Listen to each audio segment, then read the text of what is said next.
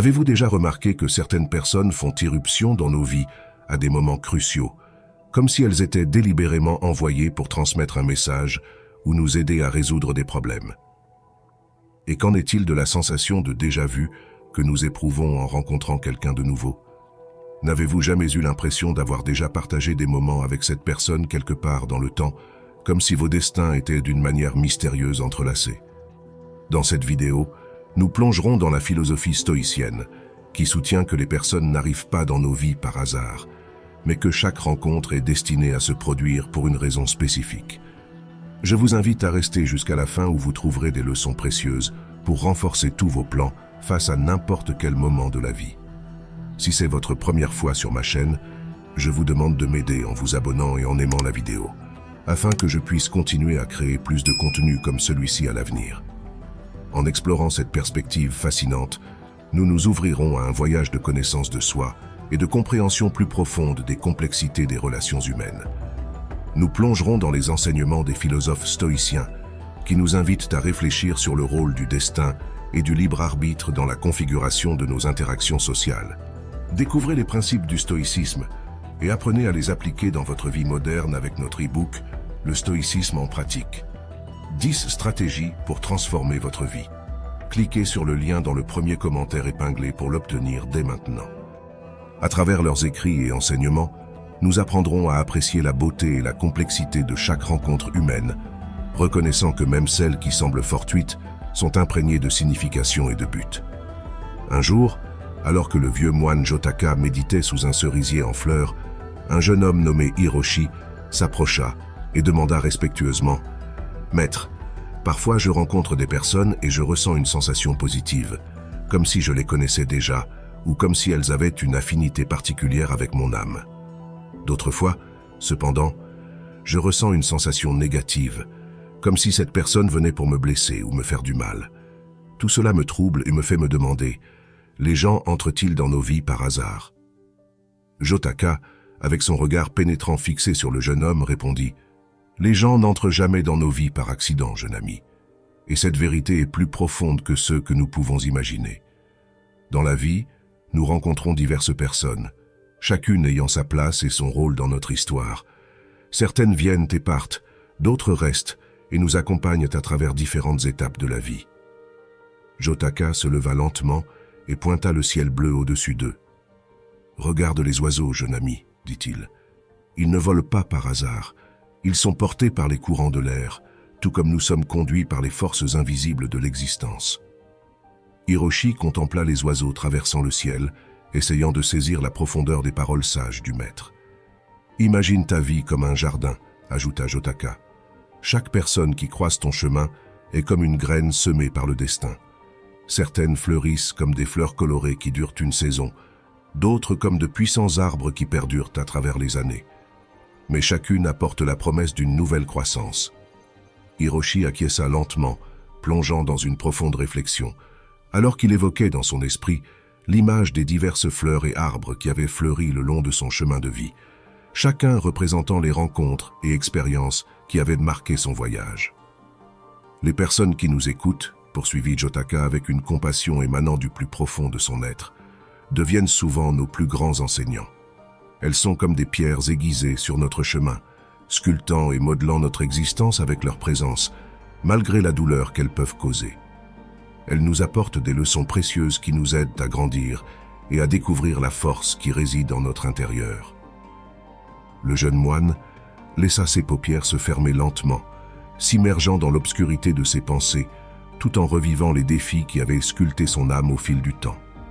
Chaque expérience, chaque obstacle surmonté avait laissé une marque indélébile sur son être, façonnant son caractère et forgeant son chemin vers la sagesse. Dans le silence qui enveloppait la pièce, les mots de Jotaka résonnaient comme un écho doux mais pénétrant, rappelant à Hiroshi l'importance de chaque rencontre, de chaque expérience dans le tissu de son existence. « Et puis il y a ceux qui apparaissent quand nous en avons le plus besoin, » souligna Jotaka, en pointant vers un arbre majestueux. « Tout comme les racines de cet arbre nous soutiennent lors des jours de tempête, ces personnes nous soutiennent dans les moments difficiles. » Hiroshi se souvint de quelqu'un qui avait été son refuge pendant une période très délicate, un ancrage solide au milieu d'une tempête, Une personne qui, après cette période, s'était éloignée de sa vie, bien qu'il aurait souhaité qu'elle reste à ses côtés. Jotaka conclut alors sagement. Certains restent avec nous pour toujours. Ils sont comme des étoiles fixes dans notre ciel, brillantes et constantes. Les vrais amis, les membres de la famille, les âmes sœurs. Avec eux, nous partageons le fardeau de nos jours et la joie de nos succès. Le jeune moine sourit, se sentant enveloppé de gratitude pour les personnes spéciales qu'il avait rencontrées et qui étaient à ses côtés. Jotaka leva les yeux vers le ciel et une lumière subtile dansa dans ses yeux. Reconnais et apprécie chaque personne qui croise ton chemin, jeune Hiroshi. Chacun est une partie essentielle de ton histoire et tu es une partie de la leur. La vie est un réseau intriqué de destins et chaque rencontre contribue au tissu de ton existence. Avec ces mots, Jotaka conduisit Hiroshi dans un voyage introspectif vers une compréhension plus profonde de la nature des relations humaines et du rôle qu'elles jouent sur le chemin vers la sagesse et la réalisation personnelle. Ensemble, immergés dans une conversation qui transcenda le temps et l'espace, ils explorèrent les enseignements de la philosophie stoïcienne, trouvant du réconfort et des orientations dans sa vision du monde et son approche de la vie. Inspirés par les principes stoïciens d'acceptation, de vertu et la reconnaissance du destin, Hiroshi et Jotaka s'engagèrent dans un dialogue enrichissant qui résonnait avec la vérité intemporelle des sages anciens. Ils réfléchirent à l'idée que chaque rencontre, chaque personne qui croise notre chemin, a un but défini dans le tissu du destin universel. Au fur et à mesure que le soleil descendait sur l'horizon et que les ombres s'allongeaient dans le jardin serein du monastère, Hiroshi se trouva inondé de gratitude grâce à cette rencontre fortuite qu'il avait menée au pied de ce sage ancien, dont la sagesse transcendait les barrières du temps et de l'espace. En compagnie de Jotaka, Hiroshi se préparait à recevoir des leçons qui résonneraient profondément dans son être et le guideraient dans sa quête de compréhension et de plénitude spirituelle. Alors qu'ils continuaient leur conversation, explorant les principes de la philosophie stoïcienne, ils trouvaient à la fois consolation et orientation dans leur vision du monde et leur approche de la vie. Inspirés par les principes stoïciens d'acceptation, de vertu et la reconnaissance du destin, Hiroshi et Jotaka s'immergèrent dans un dialogue enrichissant, résonnant avec la vérité atemporelle des sages antiques. Deuxièmement, la ligne dans la paume de ta main. As-tu déjà remarqué que tu as des lignes spécifiques sur les paumes de tes mains? Des lignes qui s'entrecroisent, se ramifient et se croisent comme des chemins mystérieux sur une carte ancienne? T'es-tu déjà demandé si elles ont une signification? Tu dois savoir que les lignes sur tes paumes ne sont pas de simples marques aléatoires. La philosophie stoïcienne nous enseigne également que nous devons accepter les circonstances que nous ne pouvons pas changer et nous concentrer sur ceux que nous pouvons contrôler, comme nos actions et nos attitudes.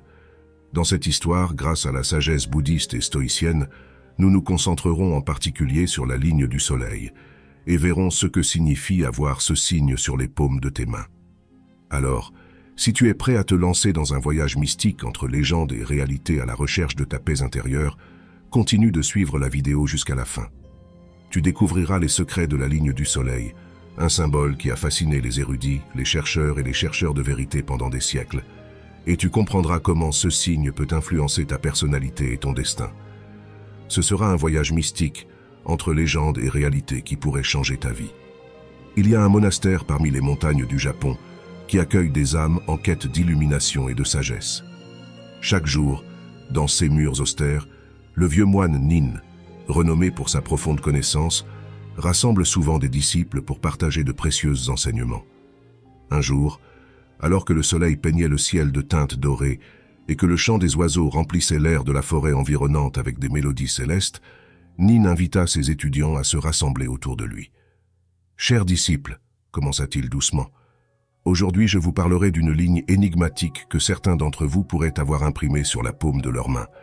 Cette ligne, appelée la ligne du soleil, est enveloppée dans une aura de mystère qui a fasciné et intrigué les moines bouddhistes pendant des siècles. » Un murmure de curiosité se répandit parmi les disciples comme un vent léger qui agitait les feuilles des arbres. Chacun d'eux examinant soigneusement sa main, essayant d'identifier la ligne mystérieuse qui pourrait cacher un destin inattendu. « Mais avant de nous plonger dans le sens de cette ligne, continua Nin avec un sourire énigmatique, je vous raconterai la légende d'un jeune moine obsédé par la ligne du soleil. » Les disciples se rapprochèrent encore plus, captivés par la promesse d'une histoire fascinante, et Nin commença à relater l'histoire du jeune moine, son obsession pour la ligne du soleil et son voyage à la recherche de la vérité. Tenzin était un jeune homme intelligent et sensible, mais tourmenté par un doute. Il n'avait pas la ligne du soleil sur la paume de sa main. Le maître commença à raconter, convaincu que cela était un signe de son destin malheureux.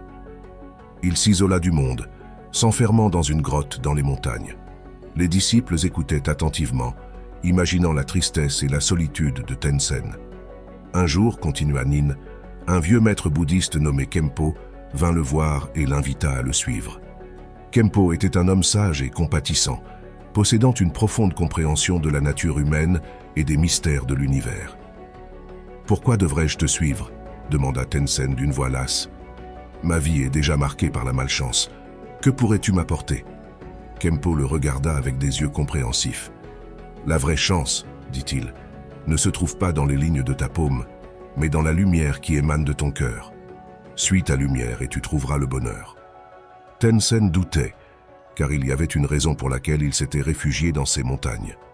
Certaines personnes, en effet, l'avaient convaincu que ne pas avoir cette marque spécifique sur sa main était un présage de malheur pour lui et pour ceux qui l'entouraient. Mais quelque chose dans les paroles de Khenpo l'a touché. Ainsi, il décida de le suivre et d'entreprendre un voyage de découverte de soi. Pendant leur voyage, Nin raconta, Khenpo enseigna à Tenzin les principes du bouddhisme, la méditation, et l'importance de cultiver la compassion, la gratitude et la détermination. Tenzin commença à voir le monde avec de nouveaux yeux, à comprendre que la vraie richesse ne réside pas dans les choses matérielles, mais dans la lumière intérieure que chacun de nous possède. Un disciple curieux demanda, « Et la ligne du soleil, maître Nin, quel est son sens dans l'histoire de Tenzin ?» Nin sourit. « La ligne du soleil, expliqua-t-il, représente la lumière intérieure que chacun de nous possède. Tenzin, initialement obsédé par l'absence de cette ligne, a appris à cultiver sa propre lumière intérieure et à ne pas dépendre de signes extérieurs pour trouver le bonheur. Et son histoire nous enseigne que la vraie chance n'est pas une question de destin, mais d'une attitude positive et d'une vie vécue en harmonie avec les valeurs qui nous inspirent. » Les disciples réfléchirent longuement sur les paroles de Nin et l'histoire de Tenzin. La légende de la ligne du soleil avait allumé une étincelle dans leur cœur, et une lumière d'espoir grandissait en eux, désireux d'explorer leur propre lumière intérieure et de vivre une vie plus authentique et significative, où il y aurait de la place pour le bien-être mental. La ligne du soleil, également connue sous le nom de ligne de l'Apollon, est souvent associée à la lumière intérieure d'une personne, représentant son potentiel de créativité et sa capacité à se distinguer dans le monde, expliqua Nin. Selon les chiromanciens, une ligne forte peut indiquer une personne avec un grand potentiel à développer, tandis qu'une ligne faible ou absente peut suggérer un potentiel encore inexprimé ou la nécessité de cultiver sa propre lumière intérieure. Alors que les disciples se sentaient de plus en plus attirés par les paroles de leur mentor, Nin continua à discuter d'autres aspects traditionnellement liés à ce signe dans les mains. La ligne du soleil est liée au succès dans divers domaines de la vie, comme la carrière, les finances et les relations personnelles, ajouta-t-il. Une ligne longue et droite peut indiquer une personne destinée au succès, tandis qu'une ligne courte ou irrégulière peut suggérer des défis à surmonter pour atteindre les objectifs. Cependant, il est important de se rappeler que le succès n'est pas seulement une question de destin, mais également d'engagement, de détermination et de choix positifs. Si nous ne nous engageons pas avec la méditation, la cohérence et la persévérance, nous ne pouvons pas espérer que tout aille bien et que notre vie avance vers le succès et la sérénité, continua le moine avec conviction. Nin posa une question à un autre disciple. Quelles sont les implications spirituelles de ce signe dans les mains, selon la sagesse des anciens moines et selon les études de certains experts en chiromancie? Le disciple répondit, « La ligne du soleil est associée à la spiritualité, l'intuition et la connexion avec le divin. Une ligne profonde et courbée peut indiquer une personne avec une grande sensibilité spirituelle et une intuition profonde, et la présence de signes particuliers le long de la ligne, comme des croix ou des étoiles, peut être interprétée comme un signe d'une connexion spéciale avec le monde spirituel. » Après une pause pour s'assurer que tous étaient attentifs à ces concepts, Nin les invita à réfléchir sur la position de la ligne dans leur paume. « Cette ligne, mes chers, est présente dans la paume de vos mains, dit-il. Croyez-vous qu'elle puisse suggérer quelques traits de votre personnalité et de votre potentiel ?» Une fois de plus, un murmure doux parcourut la pièce où ils étaient rassemblés, chaque disciple méditant sur les paroles du maître. Cependant, la ligne du soleil n'est pas un destin immuable, continua Nin. Elle est plutôt une invitation à découvrir nos talents naturels et nos inclinations. C'est un symbole qui nous rappelle que chacun de nous possède une lumière intérieure unique et spéciale, prête à briller si elle est nourrie avec passion et dévotion. Les disciples s'engagèrent avec enthousiasme dans les pratiques proposées par Nin, commençant à prêter plus d'attention à leurs pensées. Ils comprirent que l'écoute de leurs émotions et l'attention portée à leurs actions, en essayant d'identifier les valeurs qui les guidaient et les objectifs qu'ils voulaient atteindre, étaient cruciales pour vivre pleinement. Un jour, une disciple nommée Ma s'approcha de Nin avec une expression douteuse. « Maître, demanda-t-elle, ma ligne du soleil est très courte et fine. Est-ce que cela signifie que je n'ai pas beaucoup de potentiel ?» Nin la regarda avec ses yeux emplis de sagesse. « Ma chère, dit-il, la lumière du soleil ne se mesure pas par la longueur ou la largeur de sa ligne, mais par son intensité. Souviens-toi que même une petite étincelle peut illuminer toute une pièce. La véritable force réside dans ta détermination, ta compassion et ta volonté de faire la différence dans le monde. » Les paroles de Nin touchèrent le cœur de Ma.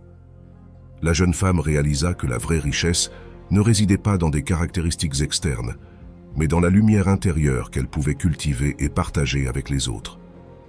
Avec le temps, les disciples de Nin continuèrent de grandir et d'évoluer, inspirés par la légende de la ligne du soleil et la sagesse de leur maître. Ils apprirent à vivre en harmonie avec eux-mêmes et avec le monde qui les entourait, diffusant des messages de paix, de compassion et d'espoir. L'histoire de la ligne du soleil se répandit bien au-delà des murs du monastère, atteignant les cœurs de personnes de toutes les cultures et religions. Mais que nous enseigne cette histoire? Que la vraie chance n'est pas une question de destin ou de signes externes, mais d'une attitude positive et d'une vie vécue en harmonie avec les valeurs qui nous inspirent. La vraie richesse réside dans notre esprit, dans notre cœur et dans les actions que nous réalisons chaque jour. Comme la ligne du soleil, chacun de nous possède une lumière intérieure unique et spéciale. Il dépend de nous de la faire grandir, de la nourrir et de la partager avec le monde. Seulement de cette manière, nous pouvons aider à créer un avenir plus brillant et plein d'espoir pour tous. Rappelons-nous toujours que la lumière intérieure est notre plus grande force. Donnons-nous l'espace pour qu'elle brille. En plus de transmettre un message universel, l'histoire de la ligne du soleil nous invite également à réfléchir sur le stoïcisme et notre potentiel individuel. La position de la ligne du soleil sur la paume de la main peut être interprétée comme une métaphore de nos talents naturels et de nos inclinations. Elle nous défie de découvrir ce qui nous rend uniques et de le poursuivre avec passion et dévouement, en ligne avec les principes stoïciens de vivre selon la nature et de suivre notre chemin interne au lieu de nous conformer à des normes externes. Dans un monde qui nous bombarde constamment avec des standards prédéfinis, l'histoire de la ligne du soleil nous rappelle l'importance du stoïcisme et comment la vraie richesse réside dans notre authenticité. Seulement lorsque nous embrassons notre singularité et la partageons avec le monde, alignés avec les valeurs stoïciennes de vertu et de sagesse, nous pouvons faire une différence à la fois pour nous-mêmes et pour les autres. Alors, la prochaine fois que vous observerez la paume de votre main, rappelez-vous l'histoire de la ligne du soleil et laissez son message d'espoir et d'inspiration vous motiver à cultiver votre lumière intérieure, car c'est là que réside la véritable chance et la réalisation, selon les préceptes du stoïcisme. 3.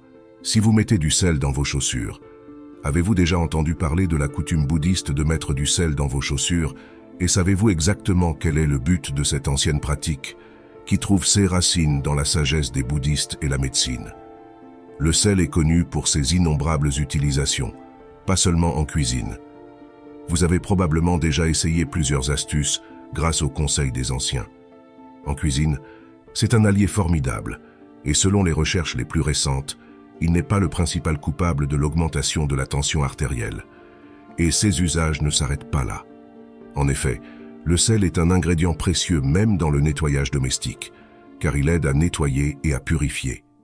De plus, sous forme de solution saline, c'est un puissant désinfectant pour les plaies et abrasions sur la peau, sans parler de ses utilisations comme exfoliant, remède contre la pellicule, sel de bain, et nous pourrions continuer à énumérer.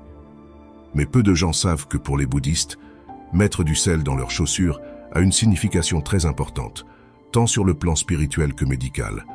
Et nous le verrons dans l'histoire zen que vous entendrez bientôt, où vous découvrirez 5 raisons pour lesquelles vous devriez également essayer. Le stoïcisme, une philosophie ancienne qui prône l'acceptation sereine des événements extérieurs et la concentration sur ceux que nous pouvons contrôler, nous offre une perspective à travers laquelle comprendre l'importance de cette pratique bouddhiste. En mettant du sel dans nos chaussures, nous pratiquons l'acceptation des difficultés extérieures tout en maintenant notre paix intérieure, alignée avec les principes stoïciens de tranquillité et de force mentale face aux adversités. Cela nous rappelle que, à l'instar du stoïcisme, notre bien-être intérieur n'est pas déterminé par les circonstances extérieures, mais par notre attitude et notre réponse face à elles. Au cœur d'une vallée entourée par l'aura mystique des montagnes japonaises, se trouvait un ancien monastère bouddhiste, gardien de la sagesse ancestrale et refuge pour ceux qui cherchaient la paix intérieure. Dans ce lieu où le temps semblait s'être arrêté, vivait le vieux et vénéré moine Makoto, dont la sagesse et la profonde compréhension des chemins du bouddhisme et de la médecine orientale brillaient comme la lumière d'une bougie dans la nuit. Un matin, alors que les rayons dorés du soleil se filtraient à travers les branches des arbres, Makoto rassembla ses disciples dans le cloître du monastère pour une des habituelles leçons et avec une expression sereine, les invita à s'asseoir en cercle autour de lui et commença à parler d'une voix chaude et rassurante. « Chaque pas que nous faisons sur le chemin de la vie est un voyage sacré, » commença le moine. « Un chemin qui nous mène à la connaissance de nous-mêmes et de l'univers qui nous entoure. Et tout comme pour entreprendre un long et épuisant voyage, il est nécessaire de se préparer adéquatement. De même, dans notre existence terrestre, nous devons être prêts à affronter les défis qui nous attendent. » Les disciples écoutaient extasiés les paroles de leur maître, et quand il mentionna l'ancienne coutume de mettre du sel dans les chaussures, leurs esprits s'ouvrirent à la merveille d'une tradition aussi ancienne que mystérieuse. Cette pratique, continua Makoto, a des racines qui remontent au passé le plus lointain, lorsque nos ancêtres marchaient sur des terres sauvages et impénétrables. À cette époque lointaine, le sel n'était pas seulement un condiment pour enrichir les aliments, mais un bien précieux, un symbole de pureté et de protection. Le moine fit une pause momentanée, laissant les mots s'installer comme du sable délicat dans les esprits de ses disciples, puis il continua. « Aujourd'hui, je vais vous expliquer les 5 principales raisons pour lesquelles la pratique de mettre du sel dans vos chaussures est si significative et importante pour notre chemin spirituel et pour notre santé en général. Premièrement, dit Makoto, le sel a le pouvoir d'absorber l'humidité, tout comme Bouddha a absorbé la souffrance du monde. Quand nous mettons du sel dans nos chaussures, cela nous aide à garder nos pas légers et agiles. Dans la pratique bouddhiste, l'humidité est souvent associée à la lourdeur des soucis et des souffrances que nous portons avec nous sur le chemin de la vie. Le sel agit comme un absorbant de ces soucis, permettant à nos pas de rester légers et agiles, alors que nous avançons dans notre quête de paix intérieure et de sagesse. Pour illustrer ce point, Makoto raconta l'histoire d'un vieux pêcheur qui, lors d'une tempête, avait sauvé son bateau de se briser grâce à un sac de sel qu'il avait jeté sur le pont pour absorber l'eau. La deuxième raison de mettre du sel dans vos chaussures, continua Makoto, est que le sel a des propriétés purificatrices. En assimilant les impuretés, le sel purifie notre chemin, le libérant des influences néfastes et des obstacles spirituels. Mettre du sel dans nos chaussures est donc un moyen de protéger notre esprit et notre âme des déceptions et des tentations du monde extérieur. Pour mieux expliquer cette idée, le moine partagea avec ses disciples l'histoire d'un voyageur qui, lors de sa traversée d'une rivière infestée d'esprits malins, grâce au sel dans ses chaussures, put traverser sans encombre, protégeant ainsi son esprit et son âme des influences négatives. La troisième raison, poursuivit Makoto, est que le sel nous aide à maintenir l'équilibre. Tout comme les montagnes qui nous entourent sont des symboles de stabilité et de force, mettre du sel dans nos chaussures nous aide également à nous enraciner dans la terre et à rester ferme face aux tempêtes de la vie. Les montagnes entourant le monastère représentaient la stabilité et la force, expliqua le moine. Tout comme ces imposantes formations rocheuses restent fermes même face aux tempêtes les plus violentes, nous devons également apprendre à maintenir notre stabilité intérieure face aux défis de la vie. Mettre du sel dans nos chaussures symbolise cet équilibre. Le sel agit en fait comme une ancre pour nos pas, nous stabilisant et prévenant les chutes indésirables au long de notre chemin. Quand nous marchons avec des chaussures salées, nous nous sentons plus solides et enracinés au sol, comme si nous avions une connexion profonde avec la terre elle-même. Cet équilibre affecte non seulement le corps, mais également l'esprit et l'âme. Suivre cette pratique est donc une invitation à trouver l'équilibre adéquat entre les différentes dimensions de notre existence, entre le travail et le repos, entre l'action et la contemplation, entre la joie et la tristesse, entre le bien et le mal. Pour rendre le concept plus clair, Makoto raconta l'histoire d'un jeune moine qui, lors d'une méditation au bord d'un torrent montagneux tumultueux, avait trouvé un équilibre parfait grâce au sel qu'il portait avec lui. Au fur et à mesure que les disciples s'engageaient de plus en plus avec les histoires de leur guide spirituel, Makoto continua avec la 4e raison. Le sel a également des propriétés curatives, dit-il. En médecine orientale, le sel est en effet considéré comme un remède naturel pour soulager la douleur et la tension. Mettre du sel dans vos chaussures peut soulager non seulement les inconforts physiques, mais aussi les troubles mentaux que nous rencontrons sur notre chemin spirituel. Pour illustrer cette idée, le moine partagea avec ses disciples l'histoire d'un agriculteur qui, souffrant d'une plaie ouverte au pied, avait trouvé du soulagement en plongeant son pied dans une solution saline. Continuant avec la 5e raison, Makoto parla de comment mettre du sel dans vos chaussures est un geste de gratitude. Le sel est un précieux cadeau de la terre, et l'utiliser consciemment nous rappelle d'être reconnaissant pour tout ce que la vie nous offre, tant les joies que les défis, dit le maître. Les disciples écoutèrent les paroles de Makoto avec une profonde révérence, saisissant la sagesse derrière ce geste apparemment simple. Mais le moine n'avait pas encore terminé. Regardant ses disciples directement dans les yeux, il ajouta « Mes chers, une raison liée à cette pratique que je voulais garder pour la fin en raison de son importance. Mettre du sel dans nos chaussures n'est pas seulement un acte de purification et de protection, mais aussi un symbole de connexion avec les enseignements du stoïcisme, une philosophie qui souligne l'importance de la résilience et de la sagesse dans la vie quotidienne.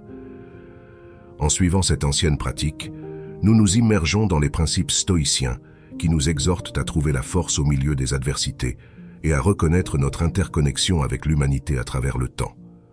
Chaque fois que nous déposons un grain de sel dans nos chaussures, nous honorons les leçons des ancêtres et reconnaissons le courage et la persévérance de ceux qui nous ont précédés.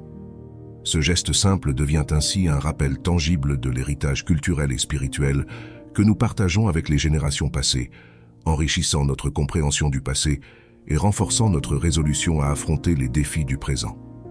Dans le contexte du stoïcisme, mettre du sel dans nos chaussures acquiert un sens encore plus profond.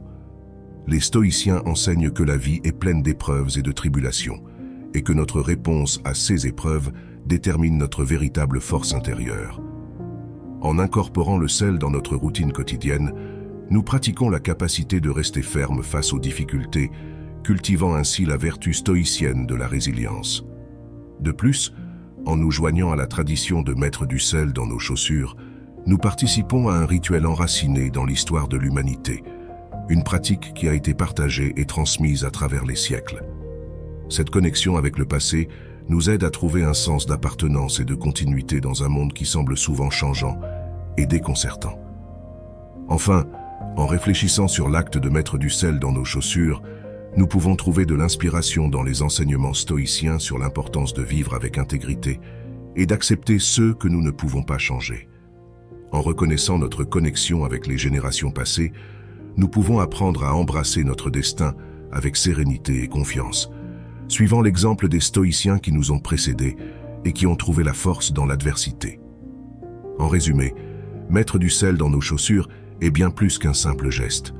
C'est un rappel de notre héritage culturel, une pratique enracinée dans la philosophie stoïcienne, et une expression de notre connexion avec l'humanité à travers le temps. Quatrièmement, la pratique de placer du gros sel dans les coins de la maison ne sert pas seulement à un but physique, mais cherche également à harmoniser l'environnement et à protéger le foyer des énergies négatives. Ce geste, enraciné dans la sagesse bouddhiste transmise par des moines et des guérisseurs au fil des siècles, a des implications symboliques et spirituelles profondes qui méritent d'être explorées plus en détail. Le sel, reconnu pour ses capacités purificatrices, devient un bouclier contre les influences nuisibles lorsqu'il est placé stratégiquement dans les coins de la maison. Il ne s'agit pas seulement de maintenir la propreté physique de l'espace, mais aussi de créer un environnement propice à la croissance spirituelle et émotionnelle. Dans le stoïcisme, une philosophie qui prône la vertu, l'autodiscipline et l'acceptation de ce qui ne peut être changé, la pratique de placer du sel dans les coins de la maison prend un sens supplémentaire. Elle est interprétée comme un acte de vertu et d'autodiscipline où nous prenons des mesures proactives pour protéger notre environnement et promouvoir un cadre positif où la sérénité et l'harmonie peuvent fleurir. De plus, cette pratique nous invite à réfléchir sur l'importance de maintenir le calme et la posture face aux adversités. En protégeant notre foyer des énergies négatives, nous renforçons également notre propre résilience et notre capacité à faire face aux défis avec équilibre et sérénité, des valeurs fondamentales de la philosophie stoïcienne. Dans un paisible monastère bouddhiste caché dans les montagnes japonaises, le sage moine âgé Ki racontait à ses dévoués disciples des histoires de profonde sagesse. Chers disciples, il existe une pratique ancienne qui peut sembler simple, mais qui a de profondes racines dans la sagesse bouddhiste et d'importantes implications symboliques et spirituelles, continua le moine. Placer du gros sel dans les coins de votre maison peut sembler un geste trivial, mais vous devez voir ce qui se passe lorsque vous le faites. C'est comme semer la graine du changement et observer comment elle fleurit. Un jeune moine leva un sourcil, sceptique. « J'avais l'habitude de douter de cette pratique, admit-il, mais maintenant je me demande ce qui se passerait si je le faisais.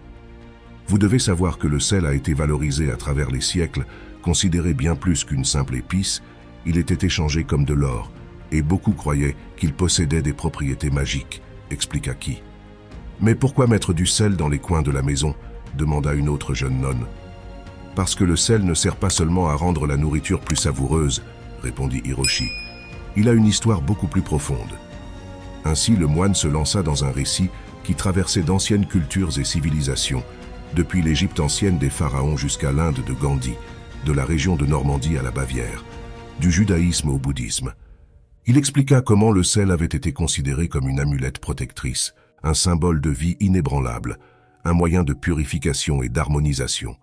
C'est plus que ce que l'on voit à première vue, dit Hiroshi. C'est un pont entre nous et l'univers, une clé pour notre connexion avec la nature et avec nous-mêmes. Ses disciples absorbèrent les paroles du sage moine, réfléchissant sur le sens derrière un geste aussi simple que de mettre du sel dans les coins de leur maison, et ainsi commencèrent à comprendre que même les actions les plus petites peuvent conduire à des changements significatifs lorsqu'elles sont intrinsèquement liées à la sagesse et à la conscience. Chaque pratique a un début, commença Hiroshi, et l'utilisation du sel comme outil de purification et de transformation a ses racines dans le passé, entrelacées avec les histoires de moines sages et de personnes ordinaires. Les disciples se rapprochèrent, impatients de découvrir les secrets que Hiroshi s'apprêtait à révéler. Dans la tradition bouddhiste, continua-t-il d'un ton calme, le sel est considéré comme une amulette protectrice, capable de repousser les énergies négatives et de purifier l'espace qu'il occupe. Une jeune nonne leva la main, désireuse d'en savoir plus.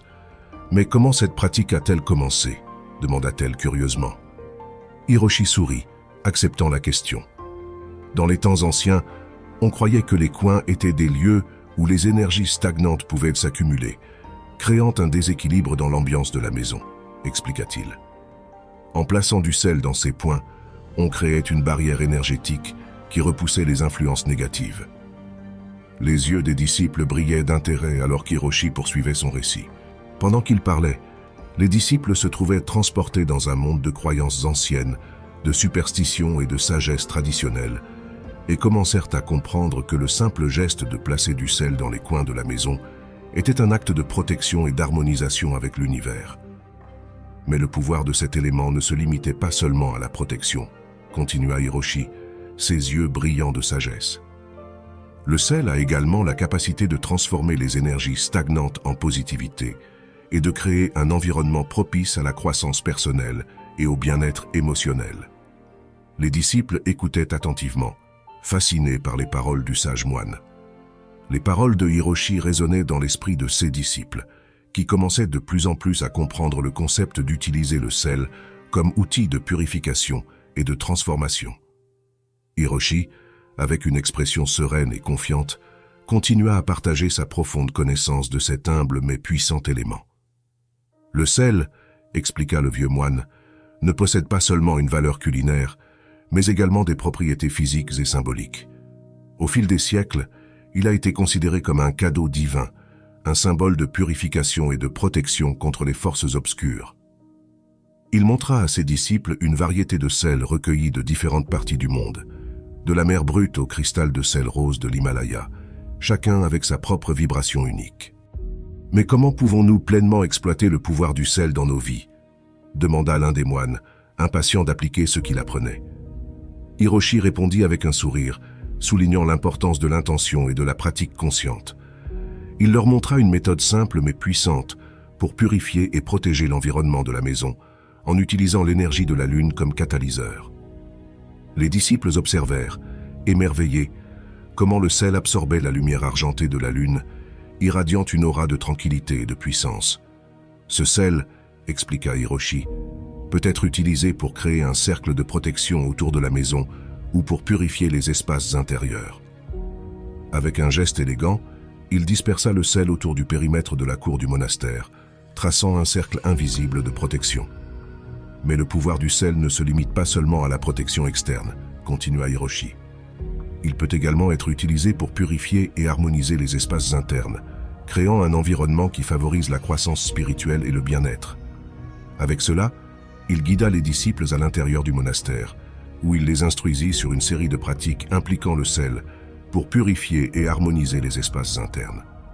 Chaque geste était réalisé avec conscience et intention, alors que les disciples apprenaient à se connecter avec le pouvoir du sel et à l'utiliser pour transformer les énergies autour d'eux. Hiroshi les conduisit à travers des pratiques impliquant l'absorption de l'humidité dans les murs du monastère et l'utilisation du sel comme purificateur d'air naturel pour combattre les mauvaises odeurs dans les environnements domestiques. Le stoïcisme, une philosophie qui prône la vertu, l'autodiscipline et l'acceptation de ce qui ne peut être changé, trouve une résonance profonde dans l'utilisation du sel comme outil pour maintenir l'équilibre spirituel et émotionnel dans nos vies. Les stoïciens enseignent que nous devons cultiver une attitude de sérénité et d'acceptation face aux défis de la vie, et la pratique d'utiliser le sel comme agent purificateur et protecteur peut être vue comme un exercice de vertu et d'autodiscipline. En philosophie stoïcienne, l'importance de maintenir le calme et la sérénité face aux adversités est soulignée, tout comme l'acceptation de ceux qui ne peut être changé. En utilisant le sel pour purifier et protéger notre environnement, nous exerçons notre capacité de contrôle sur notre propre vie et cultivons la vertu de la prudence et de la modération. En outre, la pratique d'utiliser le sel comme outil pour maintenir l'équilibre spirituel et émotionnel nous invite également à réfléchir sur la nature éphémère des émotions et des énergies négatives. Tout comme le sel absorbe et dissipe les énergies négatives dans notre environnement physique, nous pouvons apprendre à lâcher prise sur les émotions négatives et trouver la sérénité intérieure à travers la pratique du stoïcisme. En résumé, la connexion entre le stoïcisme et l'utilisation du sel comme outil pour maintenir l'équilibre spirituel et émotionnel dans nos vies est indéniable. En adoptant une attitude stoïcienne de sérénité et d'acceptation, et en utilisant le sel comme agent purificateur et protecteur, nous pouvons cultiver la vertu et l'autodiscipline dans nos vies, trouvant ainsi la paix intérieure et l'harmonie au milieu des vicissitudes de la vie. Cinquièmement, notez un chiffre sur un papier et le placez sous votre oreiller. Avez-vous déjà entendu parler de la signification du nombre 888 et de son importance spirituelle? Pour beaucoup, ce nombre représente un symbole angélique, une porte vers la fortune et la prospérité. En fait, dans toutes les religions, le nombre 888 est lié à la spiritualité et au divin, qui réside en chacun de nous. On dit que si vous écrivez ce nombre sur un morceau de papier et que vous le placez sous votre oreiller, vous pouvez transformer votre vie. De cette manière, vous pourrez attirer la prospérité, la sérénité et la paix intérieure. Mais comment cela fonctionne-t-il réellement? Il est intéressant d'explorer cette question du point de vue du stoïcisme, une philosophie ancienne qui préconise la vertu, l'autodiscipline et l'acceptation de ceux que l'on ne peut changer. Depuis cette perspective, le nombre 888 pourrait être interprété comme un rappel que, bien que nous ne puissions pas contrôler tous les aspects de notre vie, nous pouvons influencer celle-ci par nos actions et nos attitudes. Dans le stoïcisme, il est souligné l'importance de cultiver la sérénité intérieure et la force mentale pour faire face aux défis de la vie avec équanimité et détermination. Placer le nombre 888 sous l'oreiller pourrait être considéré comme un acte d'affirmation de notre intention de rechercher la prospérité et la paix intérieure, ainsi qu'un rappel de rester ouvert aux opportunités que la vie nous présente. De plus, du point de vue du stoïcisme, la pratique de placer le chiffre 888 sous l'oreiller pourrait également être interprétée comme un exercice de visualisation et de concentration mentale. En nous concentrant sur ce nombre avant de dormir, nous entraînons notre esprit à être plus réceptif aux énergies positives et aux opportunités de croissance personnelle qui peuvent se présenter. Le soleil se couchait paresseusement à l'horizon, peignant le ciel de teintes ardentes qui dansaient sur les rochers comme des langues de feu. Le vieux et sage moine Po était sur le point de révéler quelque chose d'unique à ses disciples autour du feu crépitant. Les disciples de Kaido attendaient avec impatience les paroles du moine, sachant qu'une fois de plus, leur mentor les surprendrait avec des révélations extraordinaires. Kaido, avec sa voix calme et persuasive, commença à narrer une histoire ancienne, l'une de celles capables d'ouvrir l'esprit et de laisser une marque profonde dans le cœur de chacun.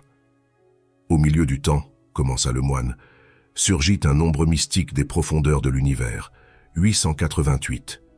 Depuis lors, son énergie imprègne la création, apportant abondance, prospérité et équilibre, comme un fleuve impétueux qui nourrit la vie. Le moine se pencha pour prendre un petit morceau de papier blanc comme neige et avec des gestes précis et délicats, traça le nombre 888 en encre dorée. Sa calligraphie, fluide comme une cascade de montagnes, semblait laisser une marque dans l'esprit des disciples. Ce symbole, expliqua-t-il d'une voix douce, contient une force ancestrale capable d'attirer la positivité dans votre vie. Pensez à ce nombre comme à un talisman qui apporte bonne chance, un pont qui relie le ciel et la terre, un portail qui vous mènera à un monde de merveilles. Les disciples écoutaient en silence, captivés par les paroles du maître. Leurs yeux brillaient de curiosité et d'espoir, comme des étoiles qui s'allument dans un ciel nocturne. 888 est plus qu'un simple nombre, continua Kaido, sa voix chargée de sagesse. C'est une clé qui ouvre la porte au potentiel illimité de l'univers, et par conséquent, au potentiel illimité qui réside en chacun de nous. C'est comme un portail magique qui nous transporte dans un monde de merveilles.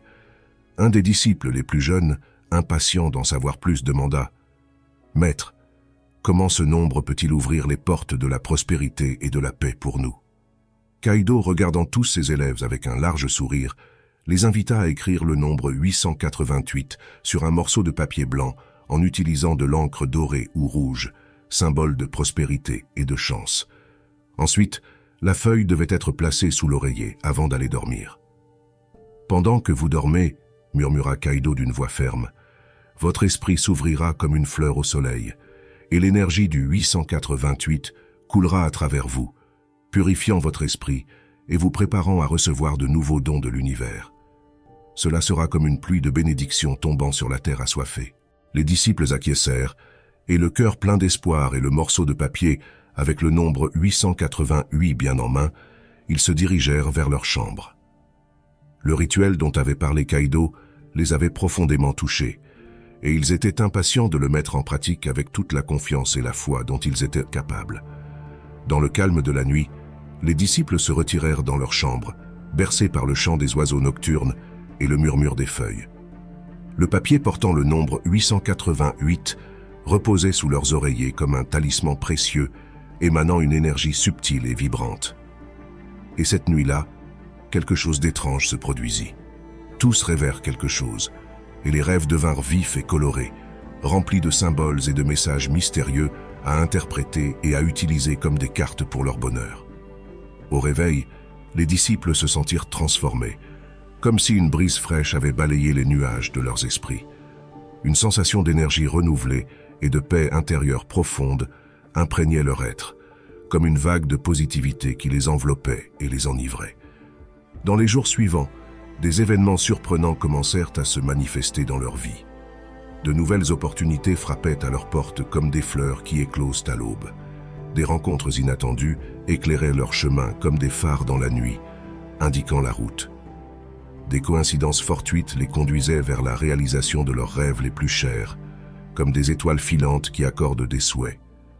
Les disciples, étonnés et heureux de ces événements et de cette transformation, allèrent remercier Kaido et lui demander plus d'informations sur le nombre 888. Le sage moine, avec un sourire bienveillant, les invita à s'asseoir autour d'un feu qui crépitait brillamment comme un cœur palpitant qui les unissait sous le même toit.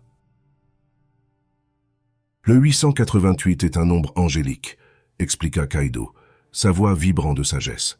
C'est un message envoyé par nos gardiens spirituels, un cadeau précieux qui infuse nos vies avec espoir, amour et protection, comme un phare dans la nuit. Ce nombre nous guide vers notre destinée la plus élevée, illuminant le chemin à venir avec sa lumière dorée. Dans le bouddhisme, le nombre 8 représente le noble chemin octuple, ou le chemin qui mène à l'illumination, et le 888 est vu comme un symbole de perfection spirituelle et d'éveil. Un symbole qui doit être respecté et qui, grâce à cela, peut aider à trouver son chemin dans la vie, continua Kaido. Le disciple demanda, « Maître Kaido, est-il vrai que ce nombre est également important pour d'autres religions ?» Le moine, souriant, répondit que dans la tradition chrétienne, le nombre 888 est associé à Jésus-Christ, car en grec, le nom de Jésus a la même valeur numérique, et pour cette raison, il est vu comme un symbole de rédemption, de salut et de vie éternelle. Kaido raconta des histoires d'anges et de guides spirituels qui, à travers ce nombre, avaient offert leur aide à des personnes en difficulté. Il parla de la façon dont ce nombre était présent dans des rêves prophétiques, des intuitions soudaines et des synchronicités surprenantes, comme un fil invisible tissant le tissu de notre destin. Le 888 est un symbole d'équilibre et d'harmonie, continua Kaido. Comme un pont qui relie le ciel et la terre, ce nombre nous aide à trouver l'équilibre adéquat entre nos aspirations spirituelles et nos besoins matériels. C'est une invitation à vivre une vie pleine de sens, où la prospérité extérieure est accompagnée d'une croissance interne, nous donnant un équilibre émotionnel et un bien-être mental. Alors que les disciples écoutaient avec un grand intérêt et que leur cœur était reconnaissant pour la sagesse que Kaido leur avait impartie, le moine leur apprit à méditer sur le nombre 888. En pensant à ce nombre, mes chers, visualisez comme une lumière dorée coule à travers votre corps et purifie votre âme, et prêtez attention aux signes et synchronicités qui se manifestent dans votre vie, en les reconnaissant comme des messages de l'univers vous guidant vers votre destinée. Depuis ce jour, les disciples continuèrent à pratiquer régulièrement le rituel du nombre 888 et à méditer dessus. Leur vie se transforma en un voyage de découverte et de joie, où chaque jour était un nouveau chapitre dans une histoire merveilleuse. Les nombres dansaient devant leurs yeux, comme des notes de musique céleste, les invitant à suivre le rythme de l'univers. Et leur vie, malgré les défis et les épreuves auxquels ils étaient confrontés, continuèrent au nom de la confiance, de la foi et de la persévérance. Les défis que nous affrontons dans la vie sont comme les pierres que nous trouvons sur notre chemin. Ils nous défient, nous enseignent des leçons et nous aident à construire la force nécessaire pour continuer. Comme l'enseignait Kaido, le sage moine, chaque obstacle est une opportunité de croissance, une pierre de plus sur le chemin de notre existence. Dans le stoïcisme, une philosophie qui embrasse l'adversité comme une opportunité de renforcer le caractère et de cultiver la vertu, nous sommes invités à affronter les défis avec courage et détermination, sans craindre l'échec. N'ayez pas peur de tomber, disait Kaido à ses disciples, car c'est seulement en tombant que vous apprenez à vous relever. Cette enseignance stoïcienne nous rappelle l'importance de la résilience et de la capacité de récupération face aux difficultés. Chaque trébuchement est une chance d'apprendre et de grandir, de renforcer notre détermination et de continuer à avancer vers nos objectifs. Ainsi, Avec ses mots de sagesse et d'encouragement, Kaido rappelait à ses disciples que le nombre 888 est toujours présent comme un phare d'espoir et de protection dans leur vie. Ils n'avaient qu'à ouvrir leur cœur pour sentir son énergie, pour se connecter avec la force intérieure qui les guiderait à travers les défis et vers un avenir rempli de possibilités. Dans leur méditation quotidienne, les disciples trouvaient réconfort et force dans la pratique du nombre 888, se rappelant les enseignements du stoïcisme qui leur avaient été transmis. Pour eux, le nombre 888 devenait un rappel constant de l'importance de faire face à l'adversité avec bravoure et de trouver l'équilibre entre la force intérieure et la sérénité face aux défis de la vie. Ainsi, avec chaque jour qui passait, ils se rapprochaient un peu plus de leur propre chemin vers la réalisation et la plénitude. Sixièmement, vous vous réveillez entre 3 et 5 heures du matin. À quelle fréquence vous retrouvez-vous éveillé entre ces heures et vous êtes-vous déjà senti intrigué ou inquiet lorsque cela se produit? Dans cette vidéo, nous plongerons dans la signification de ces réveils récurrents à ces heures spécifiques, explorant ensemble les mystères qui entourent ces moments et comment ils peuvent devenir une précieuse opportunité de croissance personnelle et spirituelle. Imaginez-vous réveillé au milieu de la nuit, le silence enveloppant votre chambre et votre esprit rempli de questions. Pourquoi cela se produit-il? Y a-t-il un sens plus profond à ce simple événement aléatoire? Ce sont les questions qui nous poussent à rechercher des réponses plus profondes sur nos rythmes de sommeil et notre connexion avec l'univers. Au cœur de cette enquête se trouve la sagesse ancienne du stoïcisme, une philosophie qui nous enseigne à affronter les défis de la vie avec calme et sérénité. Les stoïciens croyaient à vivre en accord avec la nature et à accepter ce qui ne peut être changé, y compris les modèles de sommeil qui pourraient sembler perturbateurs à première vue. En explorant nos réveils nocturnes sous cette perspective, nous pouvons apprendre à embrasser l'incertitude et à trouver un sens à chaque expérience, même celles qui interrompent notre sommeil. De plus, dans le stoïcisme, nous trouvons que l'autoconnaissance est fondamentale pour la réalisation personnelle. Se réveiller au milieu de la nuit nous offre l'opportunité de réfléchir sur nos pensées, nos émotions et nos préoccupations les plus profondes. En observant ces moments de veille avec pleine conscience, nous pouvons découvrir des aspects cachés de nous-mêmes et travailler à leur développement. Alors, la prochaine fois que vous vous retrouverez éveillé entre 3 et 5 heures du matin, au lieu de vous sentir frustré ou inquiet, prenez un moment pour respirer profondément et réfléchir à ce que ce moment peut essayer de vous enseigner. Peut-être y a-t-il un message caché qui attend d'être découvert, une leçon qui vous mènera un pas de plus vers votre véritable moi et votre chemin vers la réalisation personnelle. Dans un ancien monastère bouddhiste situé dans les montagnes du Tibet, vivait le moine Kiro, célèbre pour sa vaste sagesse. Ses leçons sur la conscience et la compassion étaient reconnues dans le monde entier, et des disciples venaient de loin pour apprendre de ses enseignements. Une nuit, alors que le crépuscule colorait le ciel de teintes rouges et dorées, Kiro rassembla ses disciples dans la salle principale pour répondre à une question qu'on lui avait posée à plusieurs reprises. Pourquoi certaines personnes se réveillent-elles la plupart des nuits entre 3 et 5 heures, tandis que d'autres non? Chers disciples, commença Kiro d'une voix calme, aujourd'hui, nous explorerons les réveils nocturnes et leur connexion avec la médecine orientale et la sagesse bouddhiste. En médecine orientale, poursuivit Kiro, on croit que les réveils nocturnes sont liés aux méridiens d'énergie du corps et à leurs influences sur nous. Kiro expliqua comment chaque heure de réveil nocturne est associée à un organe ou un système particulier du corps, et comment la médecine orientale voit ces réveils comme des signes d'un déséquilibre énergétique ou émotionnel nécessitant attention et soin. Par exemple, dit Kiro, se réveiller entre 3 et 5 heures du matin est associé aux poumons et aux émotions de tristesse, ce qui pourrait indiquer la nécessité de traiter et de guérir des blessures émotionnelles profondes, permettant ainsi à notre énergie vitale de circuler librement. Les disciples acquiescèrent, réfléchissant aux paroles de leur maître et essayant de les appliquer à leur propre expérience. « Maître, demanda l'un d'eux, comment pouvons-nous interpréter les réveils nocturnes à la lumière de la sagesse bouddhiste ?» Kiro sourit, reconnaissant la profonde curiosité de ses étudiants. « Dans le bouddhisme, répondit-il, chaque moment de la journée est une occasion de pratiquer la pleine conscience et la compassion. Les réveils nocturnes nous offrent une fenêtre unique pour explorer nos états mentaux et émotionnels sans les distractions que nous avons pendant le jour. Kiro partagea des histoires d'anciens maîtres bouddhistes qui, à travers la méditation et la contemplation, avaient transformé leur réveil nocturne en opportunité pour approfondir leur compréhension de l'esprit et de l'âme humaine. Rappelez-vous, ajouta Kiro, que chaque réveil nocturne est une chance de croître, d'apprendre et de se connecter avec la partie la plus profonde de nous-mêmes. Soyez reconnaissants pour ces moments de conscience, car ils sont des cadeaux précieux sur le chemin vers l'épanouissement spirituel. Mais maintenant, examinons en détail quelles zones de la vie sont affectées par les réveils nocturnes, afin que vous puissiez mieux vous analyser vous-même et les autres. Le stress et l'anxiété accumulés pendant la journée peuvent se manifester par un réveil nocturne entre 3 et 5 heures du matin.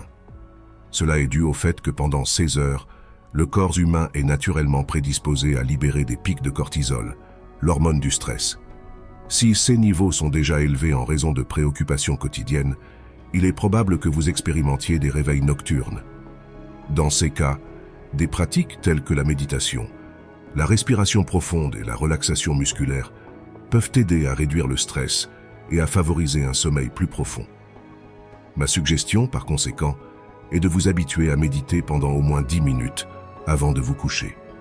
De cette manière, vous vous préparerez à dormir de manière plus paisible. Les réveils à ces heures particulières de la nuit sont associés aux poumons en médecine chinoise et à la tristesse selon la psychologie orientale. Cela pourrait indiquer la présence d'émotions réprimées ou non traitées, telles que la douleur, la perte ou la solitude. Faire face et accepter ces émotions est essentiel pour la guérison intérieure. Pratiquer la pleine conscience, explorer les émotions à travers l'écriture ou la thérapie, peut vous aider à comprendre et à intégrer ces expériences émotionnelles. Si vous avez vécu des expériences négatives de ce type, je vous recommande de travailler sur vous-même pour les traiter et trouver la paix intérieure et l'équilibre émotionnel. Regardant dans les yeux de ses disciples, Kiro continua sa leçon. Dans la tradition spirituelle orientale, les premières heures de la matinée sont considérées comme un moment privilégié pour la connexion avec le divin et pour la pratique spirituelle. Pendant cette période de tranquillité et de silence, il est plus facile de se perdre dans la méditation, la prière ou la contemplation profonde. Considérez que beaucoup de gens se réveillent à ces heures précisément parce que leur être le plus profond cherche à se connecter avec le divin. Et beaucoup de pratiquants découvrent que se réveiller spécifiquement entre 3 et 5 heures du matin est une opportunité d'expérimenter une plus grande présence et conscience spirituelle, ouvrant la porte à de nouvelles connaissances et réalisations spirituelles. Ces réveils nocturnes, continua Kiro, peuvent également être interprétés comme des signes d'un processus de transformation intérieure et de croissance personnelle. Pendant ces heures, le subconscient peut être plus actif, amenant à la surface des émotions, des pensées et des désirs cachés. Cela peut être un moment pour explorer profondément votre psyché et identifier quels changements ou transformations sont nécessaires pour vivre une vie plus authentique et significative. Cependant, certains réveils nocturnes peuvent être causés par des troubles physiques tels que le reflux acide, l'insomnie ou l'apnée du sommeil. Ces troubles peuvent perturber le sommeil et provoquer des réveils fréquents pendant ces heures. La médecine orientale propose plusieurs remèdes pour ces conditions, mais si vous pensez que vous pourriez avoir de tels problèmes, il est conseillé de consulter un médecin pour identifier et traiter la cause sous-jacente de ces troubles physiques. Éradiquer ces problèmes à la racine vous permettra d'améliorer la qualité de votre sommeil et de promouvoir le bien-être émotionnel et général. Alors que les disciples continuaient d'écouter attentivement les paroles du moine, Kiro introduisit un autre aspect important. La période de 3 à 5 heures du matin, dit-il, est considérée comme un moment où l'inconscient peut communiquer des messages importants à travers les rêves et les réveils. Cette théorie est suggérée tant par la sagesse ancienne que par la psychologie analytique de Carl Gustav Jung. Ces messages peuvent être symboliques ou intuitifs et peuvent fournir des informations précieuses sur notre vie intérieure, nos relations ou les défis auxquels nous sommes confrontés. Maintenir un journal de rêve ou pratiquer la méditation avant de dormir peut aider à capturer et à interpréter ces messages inconscients. Si vous les écrivez immédiatement le lendemain, vous aurez l'opportunité de les mémoriser et de les utiliser dans votre processus de croissance. Une autre raison pour laquelle certains d'entre nous se réveillent à 16 heures, selon la tradition orientale, est liée au rythme naturel de l'univers. Les premières heures de la matinée sont en effet considérées comme un moment où l'énergie vitale se concentre et circule plus librement. Se réveiller pendant cette période peut indiquer un alignement avec ces cycles naturels, ou un besoin de s'adapter à eux pour favoriser la santé et le bien-être. Des pratiques telles que le yoga, le tai chi ou la méditation peuvent aider à harmoniser le corps, l'esprit et l'esprit avec les rythmes de la nature. Alors, mes chers, je vous encourage à les pratiquer. Un disciple demanda « Maître, devrions-nous nous inquiéter si nous nous réveillons souvent à 16 heures ?» « Mes chers, répondit le moine, je considérerais ces réveils comme une opportunité précieuse pour explorer les profondeurs de notre esprit et même notre corps. Si un réveil suggère un problème physique, nous saurons que nous devons en prendre soin. Si cela suggère un sens spirituel, nous saurons que nous avons du travail à faire dessus. Rappelez-vous, à travers la sagesse orientale et une compassion sincère, apprenez à accueillir ces moments comme des cadeaux précieux sur le chemin de la vie. Chaque réveil nocturne est une invitation à une plus grande conscience et compréhension de nous-mêmes et du monde qui nous entoure. Par conséquent, au lieu de résister ou d'ignorer ces réveils, nous pouvons les accueillir avec gentillesse et ouverture, permettant ainsi notre chemin vers la réalisation spirituelle. La meilleure chose que vous pouvez faire est de créer un espace de tranquillité et de réflexion avant de vous coucher, permettant à votre esprit et à votre corps de se détendre complètement. Pratiquez des activités comme la méditation, la respiration profonde ou la lecture de textes inspirants, en accord avec les principes fondamentaux du stoïcisme, peut non seulement contribuer à un sommeil plus réparateur et profond, mais aussi à cultiver une mentalité résiliente et équilibrée. La méditation, par exemple, est un outil puissant recommandé par les stoïciens pour cultiver la tranquillité intérieure et la capacité d'accepter les circonstances telles qu'elles sont. À travers une pratique régulière de la méditation, vous pouvez renforcer votre esprit et votre âme, vous préparant à affronter sereinement les défis quotidiens et à trouver la paix au milieu de l'adversité. De même, la respiration profonde, une pratique courante dans le stoïcisme, peut être un moyen efficace de calmer l'esprit et le corps avant de dormir. En vous concentrant sur votre respiration et en prenant des inhalations profondes et conscientes, vous pouvez diminuer le stress et l'anxiété, facilitant ainsi la transition vers un état de relaxation qui favorise un sommeil réparateur. D'autre part, la lecture de textes inspirants, alignés sur les principes stoïciens, peut nourrir votre esprit avec de la sagesse intemporelle et des perspectives édifiantes. Les écrits de philosophes comme Épictète, Sénèque et Marc Aurèle offrent des enseignements profonds sur la manière de faire face aux défis de la vie avec sérénité et sagesse. En vous plongeant dans ces lectures avant de dormir, vous pouvez nourrir votre esprit avec des idées qui favorisent la paix intérieure et l'autotranscendance. Lorsque vous vous réveillez entre 3 et 5 heures du matin, au lieu de le voir comme une interruption de votre sommeil, considérez ce phénomène comme une opportunité d'approfondir votre autoconnaissance et votre connexion spirituelle. Durant ces heures calmes et silencieuses, vous pouvez consacrer du temps à la réflexion, à la contemplation et à l'exploration de votre monde intérieur. Du point de vue du stoïcisme, chaque réveil nocturne peut être vu comme une invitation à pratiquer la vertu, l'introspection et le développement personnel, renforçant ainsi votre chemin vers une vie plus pleine et plus significative. Si vous avez apprécié notre vidéo, aimez-la, abonnez-vous et commentez pour que YouTube sache que ce type de vidéo aide des personnes comme vous et que nous puissions continuer à créer plus de contenu similaire à l'avenir. Merci d'avoir regardé cette vidéo.